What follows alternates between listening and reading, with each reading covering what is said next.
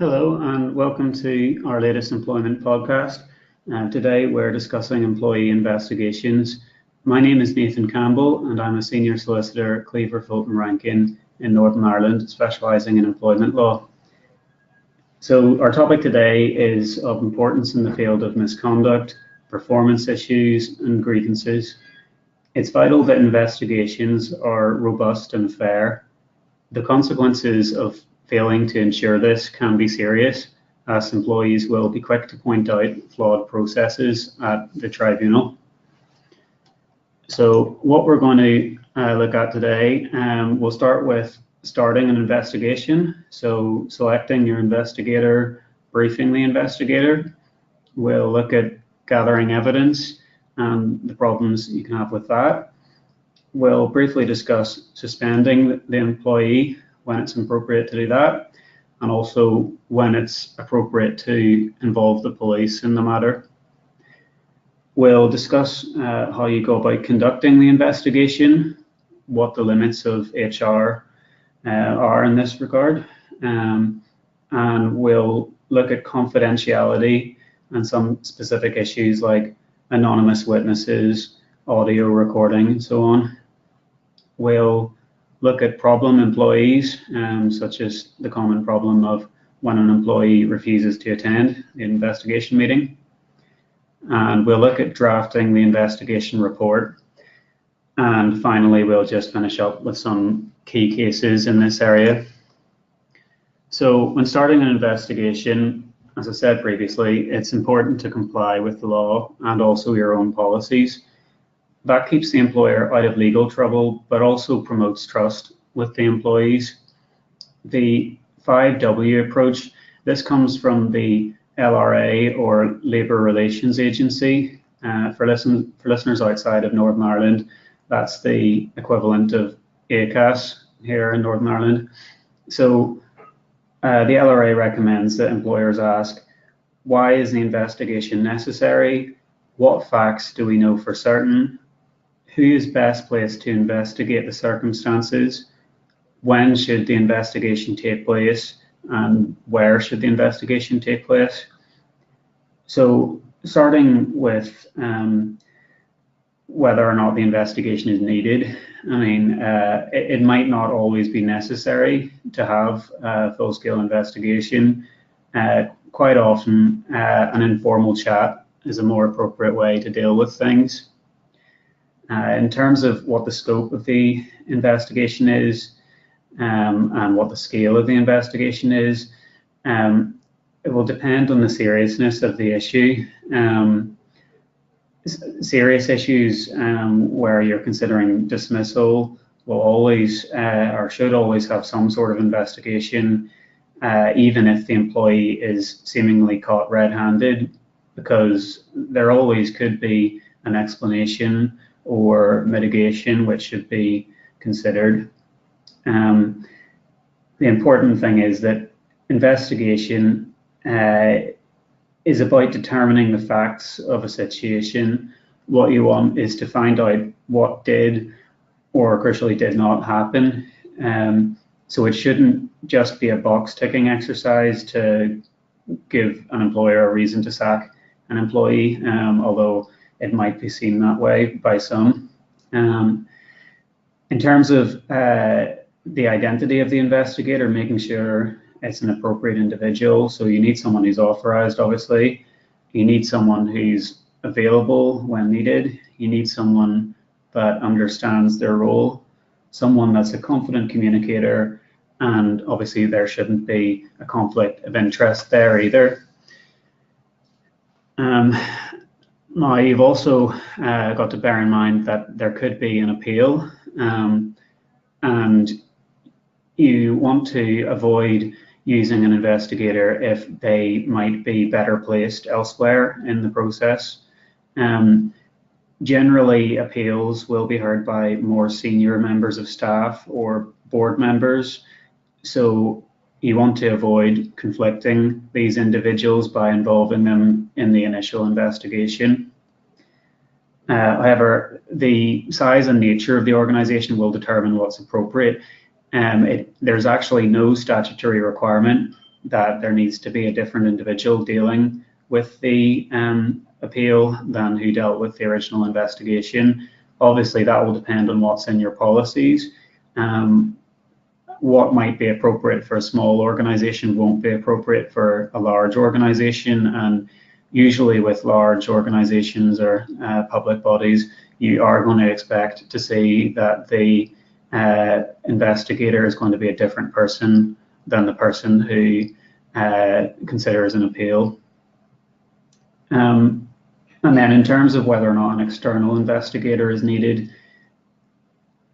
for some toxic, nasty grievances, it might be necessary or useful to get an external person in, but it's not usually necessary and can be expensive. So it really depends on the circumstances whether or not you would want to do that. Then in terms of briefing the investigator, you don't want the investigation to be tainted by suggestions that the outcome was pre-decided.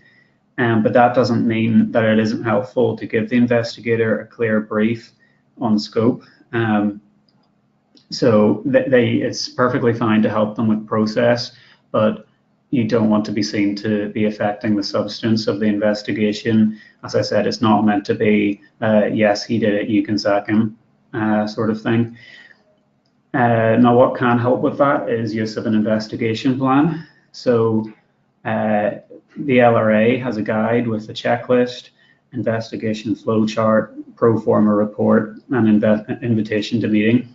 So it's good to have terms of reference set up before that can set out the provisional timeline, any policies that the investigator would need to consider while conducting the investigation, a list of evidence which is to be collected, and individuals to interview, and so on.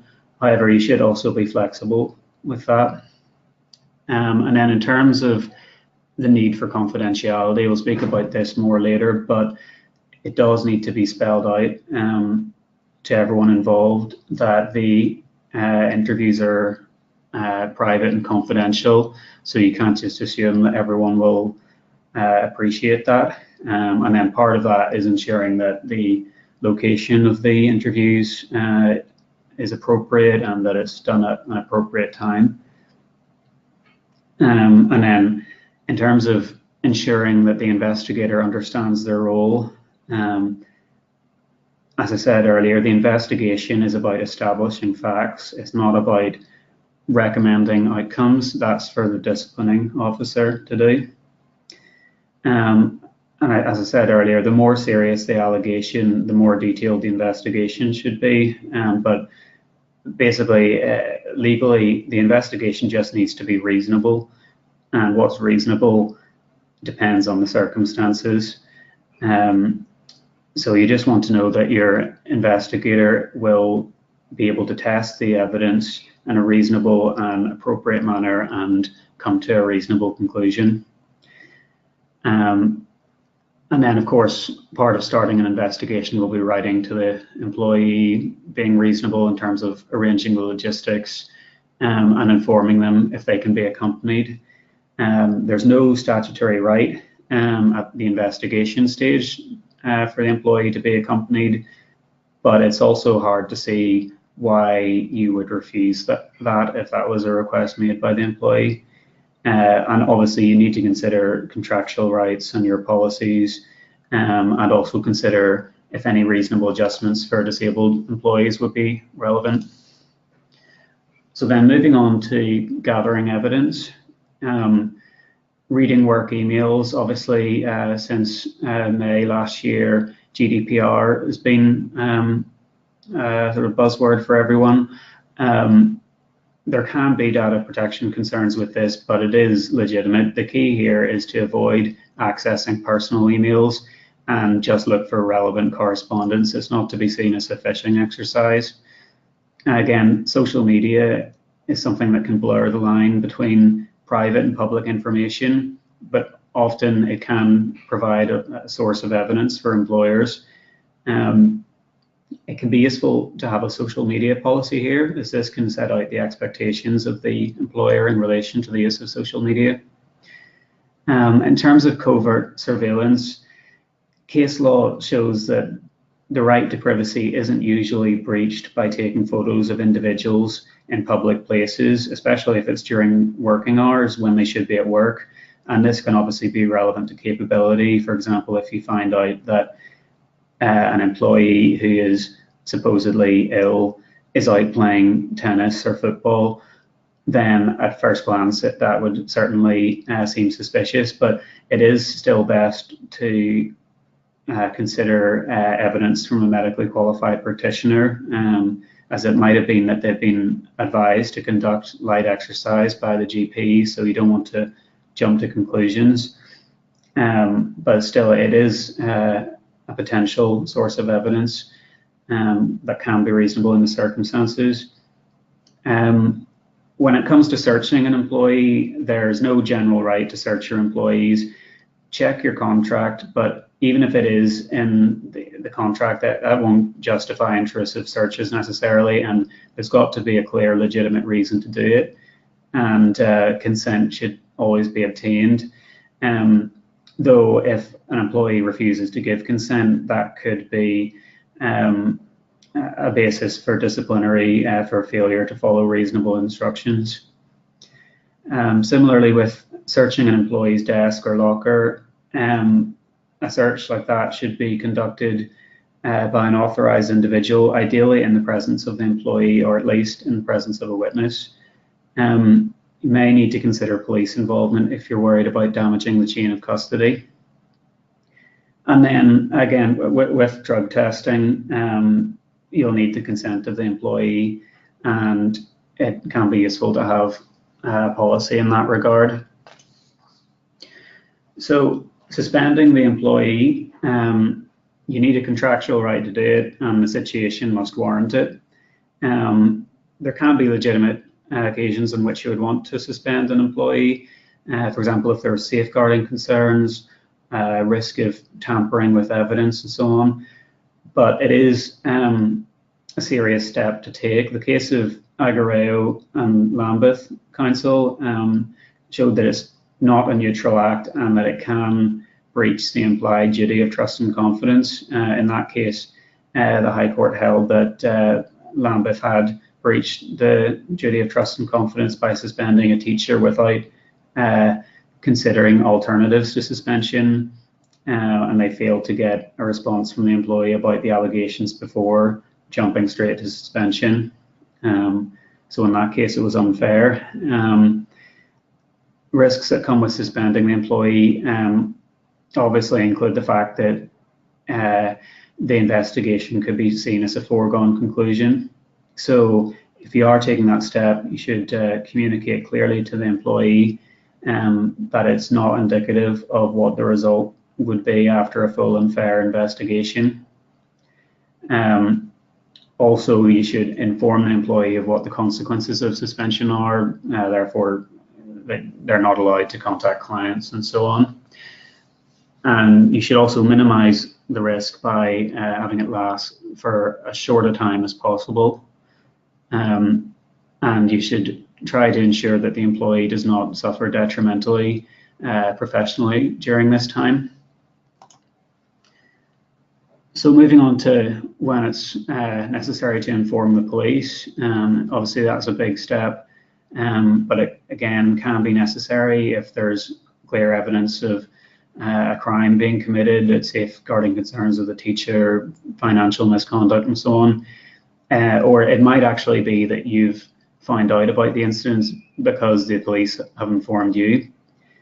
In terms of the relationship between the police investigation and your investigation, it may be appropriate in the circumstances to keep your investigation on hold, but it's not necessary. It's important to realize that your investigation and the criminal investigation are very different procedures and may have different results due to the differing burden of proof.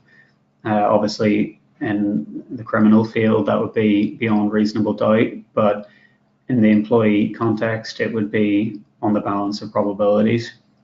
And when you're considering whether or not to hold off, you'll need to consider the circumstances, what's reasonable, how long will the police investigation take, can the business wait, how serious the incident is.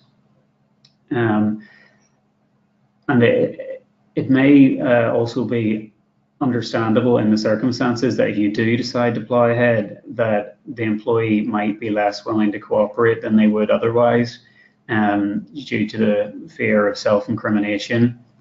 So that is something to consider if you do decide to go ahead with the investigation anyway. It's also important to note that you can rely on police information, but not exclusively. You still have to undertake your own investigation, and your own investigation needs to be reasonable, and the investigator needs to be satisfied themselves on the underlying evidence. So moving on to conducting the investigation. So at the start, as I said previously, you'll want to set out the purpose of the meeting, including the fact that it's confidential. You want to ask probing questions, but not be too adversarial. The purpose of the investigation is to establish facts. It's not a cross-examination in court. So you're best to usually stick to open questions, such as what happened then, and so on. That allows the interviewee to tell their story rather than the investigator putting words in their mouth. Though it can be appropriate sometimes to use other types of questions, such as a closed question can be used to get specific answers to a specific question, like did you speak to your manager about that? Or how many times did that happen? And that can also be useful to rein in an over-enthusiastic witness. Other types of questions that can be useful, clarifying and specifying questions. They can be good to confirm information and elicit more information. For example, when you said he was aggressive, what did you mean? Or you mentioned before that X happened, tell me more about that. So you do want to avoid repetitive questions or overly leading questions.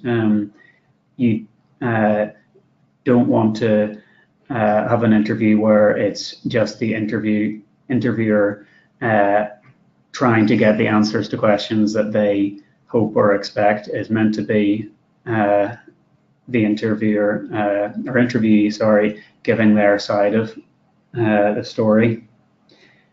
And then it's not just the questions, you've also got to look at your body language and how things are said.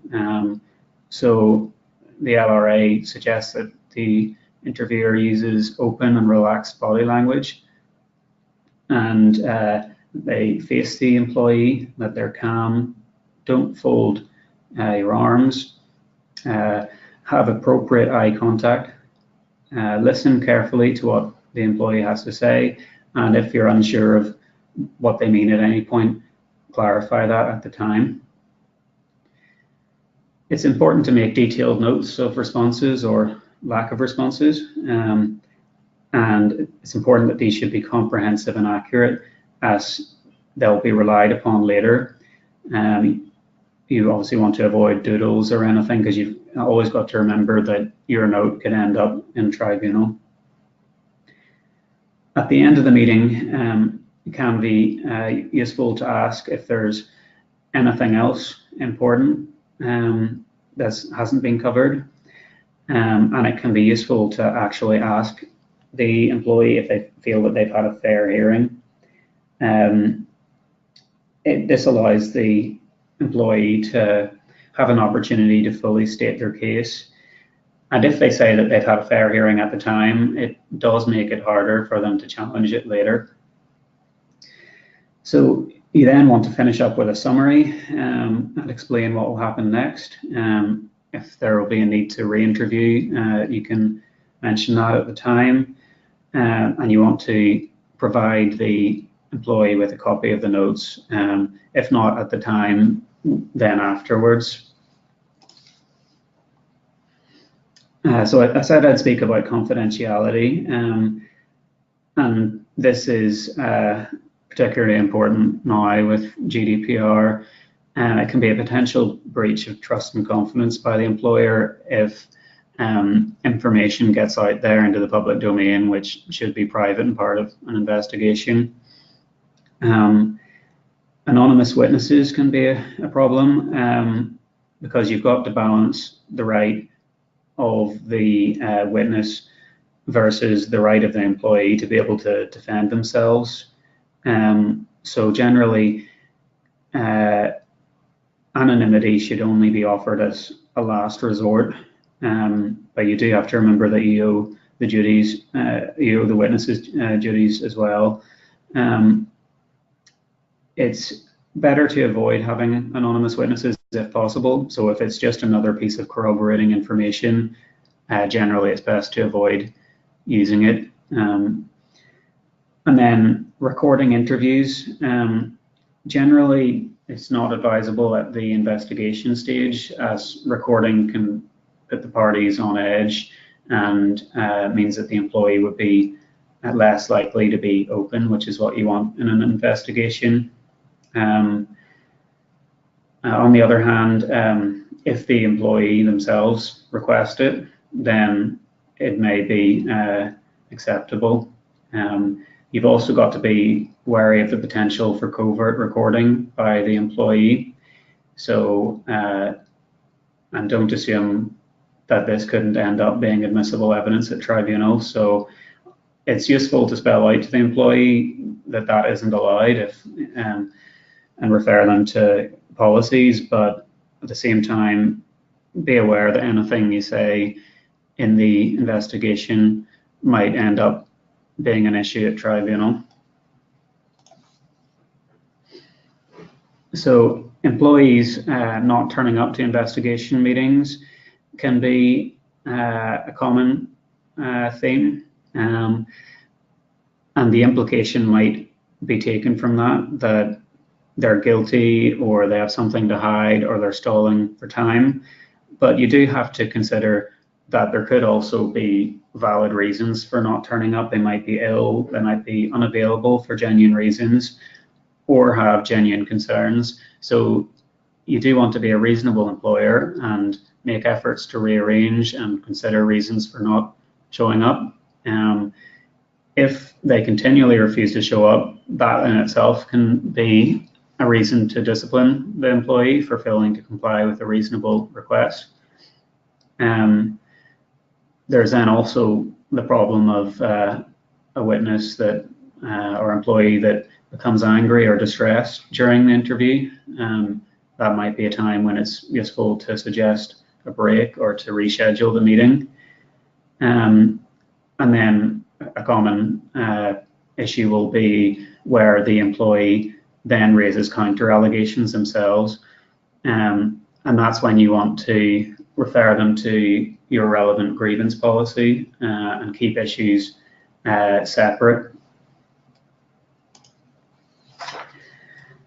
For drafting the investigation report, you need to stick to your terms of reference and pick through the facts and reach conclusion on what probably happened on the balance of probabilities. As I said earlier, it isn't the same as a criminal trial. The investigator is just looking for what they think probably happened. It's important to show reasoning when drafting the report, and also not just reasoning for why something was decided, but reasoning for why something wasn't investigated at all, why something wasn't considered important. The report should be detailed and proportionate. As I said earlier, the scale of an investigation will depend on the circumstances, but you're unlikely to be criticized for a report being too detailed, though we will discuss that later.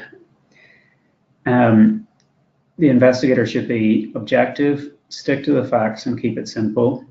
So avoid acronyms or terms that a layperson wouldn't be able to understand. Don't recommend a sanction. That's for the disciplining officer to do. you should be aware of the possibility of subject access requests. Individuals are entitled to see the report insofar as it relates to them and contains their personal data through a subject access request. So ensure that the report is reasonable, and again, be aware that all of this could end up before the tribunal. When you're summarizing your findings, distinguish between uncontested and contested facts, and mention things like mitigation that are relevant in the circumstances. And then at the end of the investigation, you can try to learn lessons from it. Consider if your policies require updating due to something that's come up throughout the course of the investigation. So finally, I'll just finish up with some key cases in the area. Firstly, British Home Stores v. Birchall. This is a classic employment law case in relation to misconduct investigations. And in that case, the judge said that what the tribunal has to do is to decide not whether the employee was guilty of misconduct or not, but whether the employer actually believed that the employee was guilty and that the employer had reasonable grounds on which to base that belief, and that an investigation was carried out which was reasonable in the circumstances. So this has come to have been known as the Birchall test, and is sometimes shortened to genuine belief on reasonable grounds after a reasonable investigation. Midland Bank v. Madden, on a similar vein, sort of says that a tribunal will err if it substitutes its own beliefs on the weight and quality of the evidence for the employers. So it's for the employer that conducts the investigation to conduct that investigation, and it has to be reasonable. That's all that's required. Iceland Frozen Foods v. Jones. This is another big employment law case that you study at undergrad level. And this discusses the band of reasonable responses that an employer has to take. And the investigation and the outcome of it basically needs to fall within the band or range of reasonable responses that a reasonable employer might take. And the tribunal can only overturn it if it falls outside of that band. And then Sainsbury's Limited and HIT, again, applied a similar range of reasonable responses test to the actual investigation itself, not just the dismissal. It's a common theme with these cases that it comes down to what's reasonable in the circumstances, which can be quite unsatisfactory for an employer, because obviously what's reasonable will depend, and you can't get a clear answer in things sometimes unless if there's a case which has very similar facts to yours. Then the next case, Santa Mira and Express Cargo Forwarding, trading as IEC Limited. This stated that the employer does not have to carry out a forensic or quasi-judicial inquiry, and the investigation will not be unfair overall simply because the individual components of the investigation might have been dealt with differently or could have been sort of not ideal. As I said earlier, what's reasonable will depend on the circumstances. Then for a more recent case, 2017, NHS 24 Pillar. In this case, the claimant argued that the investigation report was too detailed and it included irrelevant prejudicial material. On the facts, the EAT disagreed and felt that this was relevant background information. So in that case, the employer was okay, but it is a lesson that while an investigation should be thorough, the investigator doesn't want to stray from the terms of reference and has to be mindful of relevance. And then finally, RAMFO and Department for Transport. So this was an investigation on misuse of company credit card for travel expenses. In this case, HR had a very hands-on approach and basically redrafted the report. Favorable comments were removed and replaced with critical comments, and the recommendation of sanction became summary dismissal for gross misconduct.